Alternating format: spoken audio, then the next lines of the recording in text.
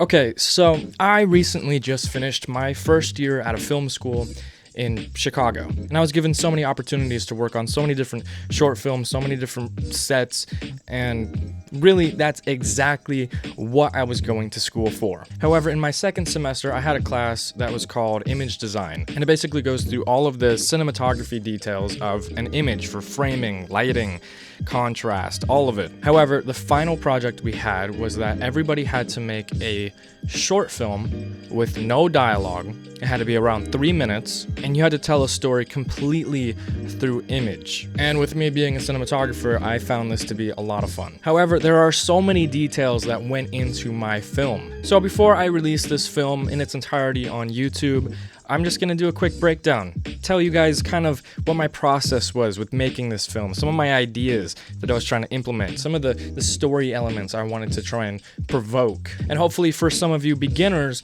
give you a little bit more insight on some of the process to go about making a film, to try and make things as professional as possible, because that is really what I'm working towards being able to produce a high quality film with a really low budget, with a very small crew. So yeah, I'm gonna tell you guys about the most recent film that I created, called Shadow. So I started with the treatment. And for those of you who don't know what a treatment is, it is kind of like if you were gonna give a pitch to somebody about a project you wanted to do, or really anything, and you needed like the most brief description of what it is you're pitching, that's what this is. At the top of your treatment, you have the title of the film, and then you have the log line. A log line is kind of like a 2-sentence summary. It's like a really brief description of what happens. Then after the log line, you have a brief description of the characters, and then you give a summary of basically what's gonna happen throughout the film. I break it out into typically a 3-act breakdown. And really, the treatment is what you have to do before anything else. Now, the script is obviously, everybody knows what a script is. It is the most detailed aspect of your pre-production. It's incredibly important. And then after you make the script, you can then make like a lined script that has all of the details on camera work. Then you work on your shooting list, your shot list. And this is basically a breakdown of every single shot you need to get, what each character is doing in each shot, and you break it into the scenes. So for the film that I did, Shadow, I had about a 40 shot list, but a shot list I find is incredibly important.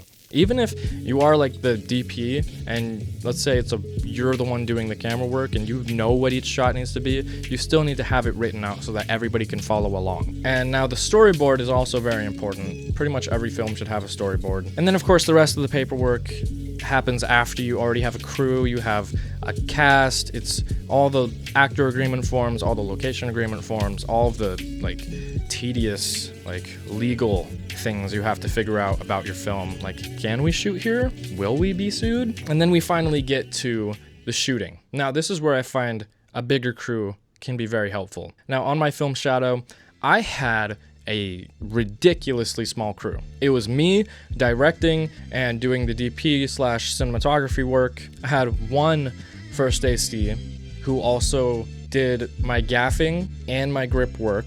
We didn't run any audio on set because there was no dialogue. And then I had my 2 actors. So I had Link, he was the main actor, and then I had my friend Avery. He was the monster, the Shadow, and Avery was both an actor and a grip and technically a gaffer. And generally, you probably don't want your actors doing crew work. It's just good practice that everybody should have their set jobs. Ideally, I would have had a first AC, I would have had a gaffer, and I would have had a grip, which would make the workflow a lot easier. But instead, I had 2 people, one of which was an actor, helping me with all the lighting and grip work, which was super helpful. Without them helping with that, it would have made the whole process much longer, especially on the main day of shooting. This short film was shot in 2 days, in a span of probably about 7 hours. So on the first day, we got all of the exterior shots, so everything on the sidewalk, in the park with the trees, got all of that, and we also filmed the stuff in the stairway.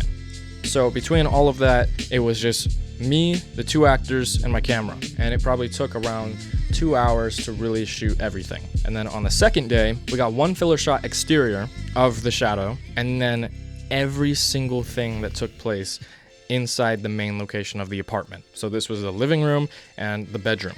All of those scenes, all of those shots were captured in one night, which was difficult because we had a very limited amount of time. I really did not want to be shooting past midnight, but there was some complications with scheduling with some of the cast and crew. So we ended up shooting our first shot at about 9:30, and we kept shooting until we were finished shooting until like 1:30 or 1 a.m., somewhere in that time range. So it took us like 10, 11, 12. It took us like 4 hours to finish shooting the rest of the film because it all took place in the same location, which is not great practice. You should also, on your shot list, you should have a schedule.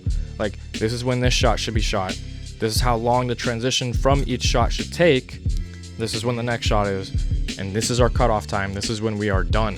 Unfortunately, because we were running way down to the wire, like this film was literally due the day after we finished shooting. We finished shooting on a Saturday and the film was due on Monday. So really down to the wire. So I feel awful that we ended up shooting that late into the night, but at the same time, I am so thankful that everybody was flexible and was able to help me out with finishing that film, because otherwise I would have gotten a bad grade on that film, and it also wouldn't have been made, probably. I mean, it wouldn't have been made in the time frame, and then the next week I basically had to come back to Spokane. So super thankful to the whole cast and crew for helping me out with that. And then on the second day, we also had like one more person come in to help with some little things like shooting behind the scenes, which she was gracious enough to help us out with that. I love having behind the scenes for all of the projects I'm doing, because being able to show people your work is one thing, but being able to show people you working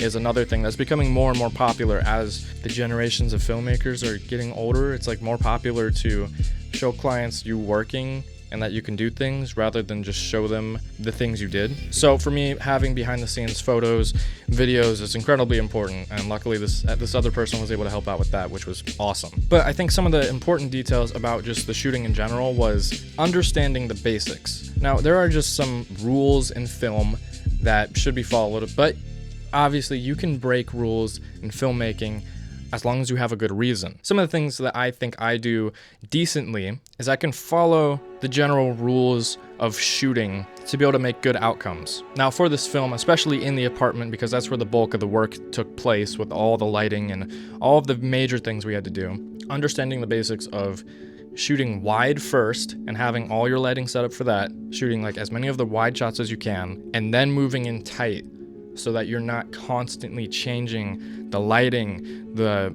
atmosphere of the room you're shooting in is incredibly important. And if you don't understand what I mean is you want your shoots to be as fluent as possible. You want to be able to move from one thing to the next with the least amount of time in between as possible. You want to be able to get to each shot relatively quickly because everybody's on a time crunch. So what that means is that for all of these very specific lighting things we had to do for this film, it was shooting everything that had similar lighting back to back and then throwing in the extreme lighting cases in between. Really figuring out, okay, what shots have the most similar lighting where you don't have to really change much, and doing all of those, and then going into the next shot that you have to get where the lighting changes, but you have multiple shots in that new lighting change. That is incredibly important, especially for consistency. If you're bouncing around from different shots, say you're doing a conversation between two people, and you decide to shoot each of them line for line, so you're constantly going back and forth between which characters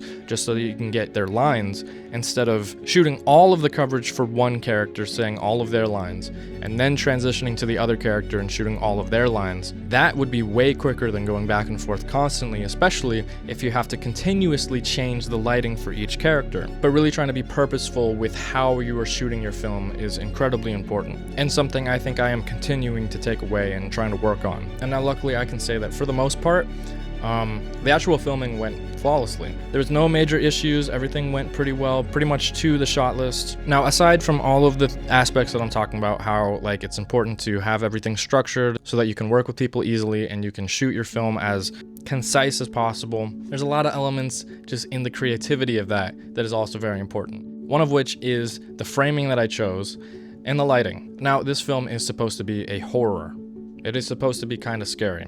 Hopefully I pulled that off. Of course, after I was done with this film, I went and watched Obsession, and now I'm completely criticizing some of the ways I decided to shoot things. But yeah, that is really all of the steps that I took, all of the process that I took to making this film. I made this film, Shadow, for no budget. Like, hallelujah, I own so much gear, which isn't like the highest level gear possible, but it's enough to be able to do this. So thank goodness I have the ability to make something out of nothing because I already own things. But if I had no gear and no budget, this would be filmed on an iPhone, which wouldn't be the worst thing, but it helps when you already own some stuff. But think about if you had even $1,000, which for somebody like me, having $1,000 as a budget for a film sounds like a lot, but what would you be spending that on? Probably a bit of it is going to be food because you have to, take care of your crew and your actors. But what are the other things you're going to invest in? Is it going to be lighting, which probably is one of the most important? Is it going to be audio? More important than the lighting, probably. Actually, for this film, the audio would not be more important than lighting because there was no dialogue. So I hope you guys got something out of this video. I hope I was able to help you, maybe inspire you to go do a film. By all means, please go do a film. Even if you don't go through every single process and you're just starting out, just go film something. That is the most important part. Tell your guys' stories. But yeah, I hope this was at least interesting. Now, go watch my film. If it's not already out, I know I've been saying it's going to be out after this video, but maybe I'll post the film first. I don't know. If it's already out, go watch the film. Tell me what you think. I want to hear the feedback. If it's not out yet, then stay tuned for when it is released, and then tell me your feedback and tell me what you think. But until then, go make some films, go have some fun, be creative, and have a nice day.